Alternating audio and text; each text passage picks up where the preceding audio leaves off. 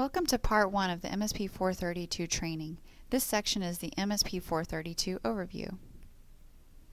MSP 432 is part of the Low Power and Performance MCUs.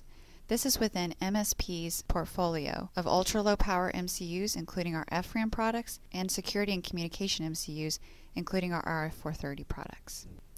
What kinds of problems are customers looking to solve? Many times we see customers looking for increased processing capability. They want to add more capability into their device, or throughput, or analog performance, or perhaps they're standardizing on ARM. They also want low power operation, especially when they're battery powered, or needing to draw just a minimal amount of line power. They want the tools and software to be easy to use and to help them optimize their performance and also their power. And they want a scalable portfolio that allows them to move between low power and high performance products. MSP 432 solves these problems with a 32-bit 48 MHz Cortex-M4F processor, which gives you more performance, in fact twice the performance of an M3 at half the power.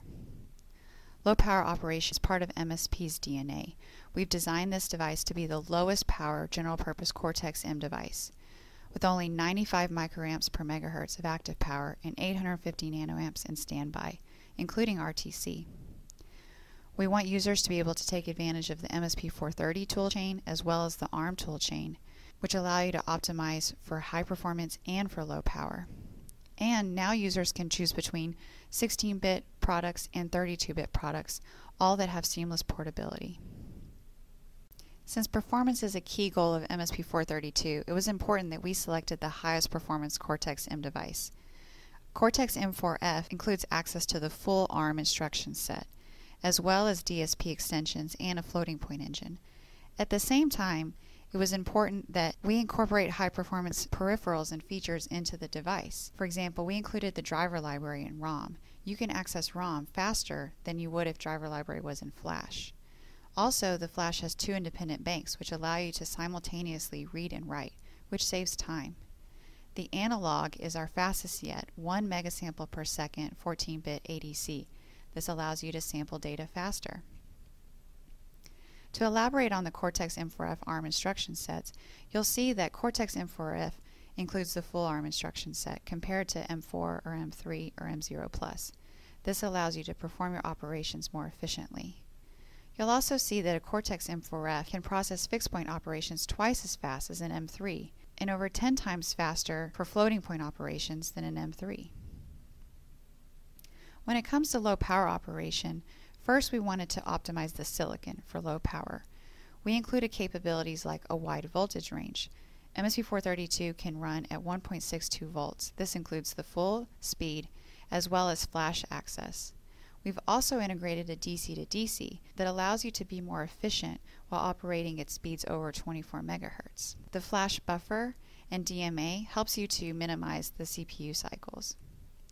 At the same time as having low power silicon, we wanted to provide low power tools and software. The driver library in ROM also consumes less power than if driver library was running out of flash. Tools like ULP Advisor and Energy Trace Plus allow you to optimize your code so that you're not consuming extra power where it's unneeded.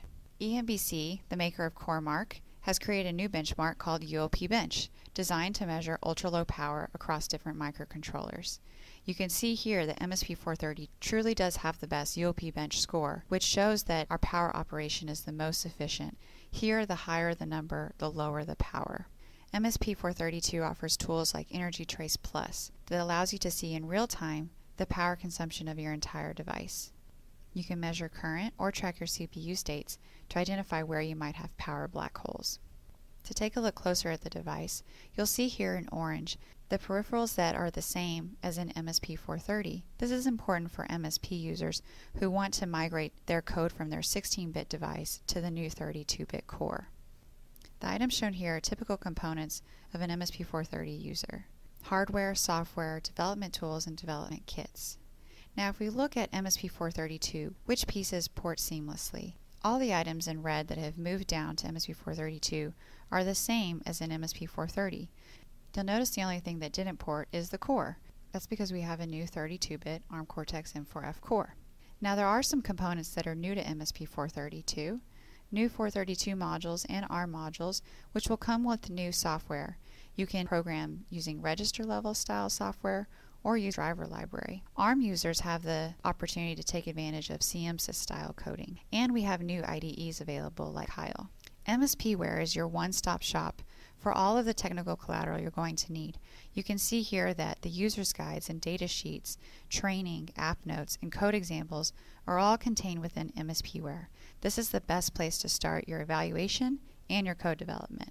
Users can take advantage of the MSP 432 Launchpad, which is an all-in-one tool for only $12.99, which includes the emulator, as well as push buttons and LEDs, and connects to your PC via USB. This is a great way to evaluate MSP 432 by trying out the demo code and the out-of-box GUI, as well as get started with your own software development. MSP 432 comes in 6 different flavors. Devices with an R have 256K of flash and 64K of RAM, while devices with an M have 128K of flash and 32K of RAM. You'll see that there's 3 different package options depending on what works best for your application. The smallest being the 5x5 BGA. There's also a 64 QFN and then a 100 LQFP. This concludes part 1 of the MSP 432 training. Thank you.